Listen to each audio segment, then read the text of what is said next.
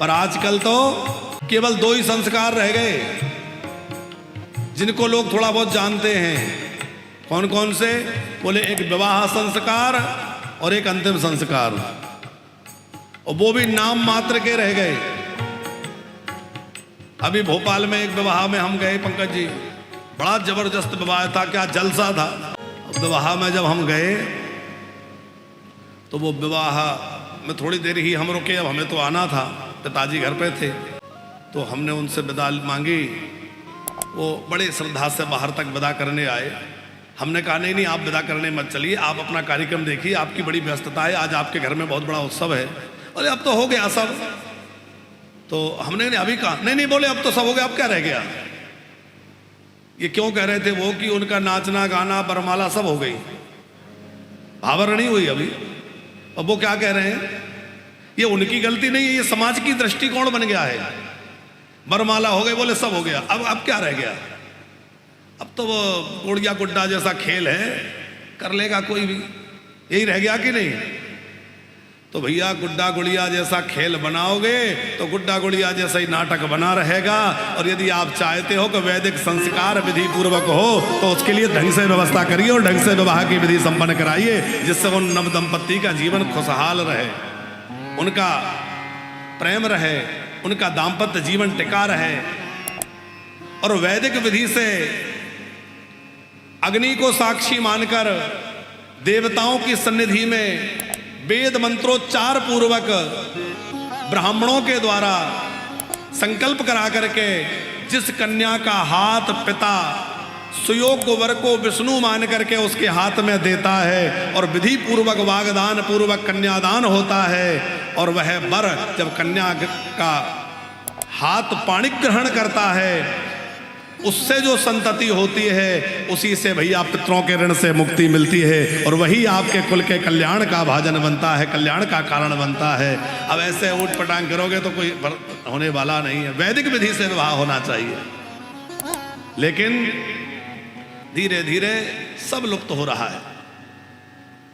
हम बार बार ये कहते हैं कि शादी विवाह जब करनी हो तो शादी विवाह के लिए आप नाचने गाने वाला समय अलग रखिए, और जो वैदिक विधि होने वाला समय है वो बिल्कुल अलग रखिए। हम तो कहते दिन में विवाह रखिए। बहुत अच्छा पक्ष तो ये है कि आप दिन में बढ़िया विधि पूर्वक भावर करवाइए, शाखोच्चार हो, वेद मंत्रों का पाठ हो, बढ़िया वेद विधि से विवाह हो, बढ़िया यज्ञ मंडप बने, वेदी बने, और बढ़िया वैदिक विधि से विवाह हो, और बाद में आप अपना खूब उत्सव मनाइए। कौन मना करता है। माताजी ने एक बहुत गंभीर प्रश्न रखा है। आजकल गायत्री परिवार के स्थानों में लोग जाकर के अपने बेटा बेटी का विवाह संपन्न कराते हैं।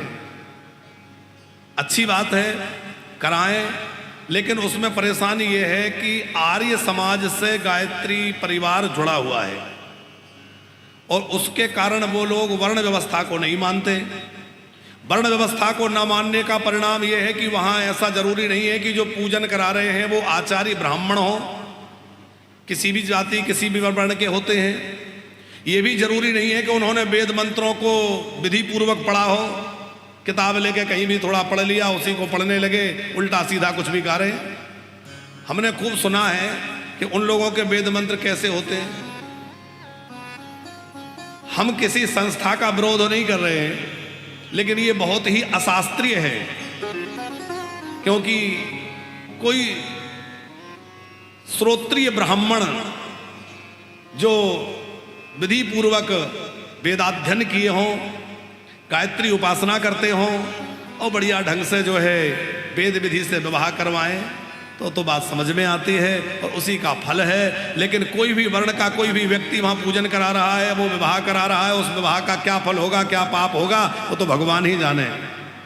हम तो ऐसे संस्थाओं का समर्थन नहीं करते जो वेद के मर्यादा के अनुकूल ना हो।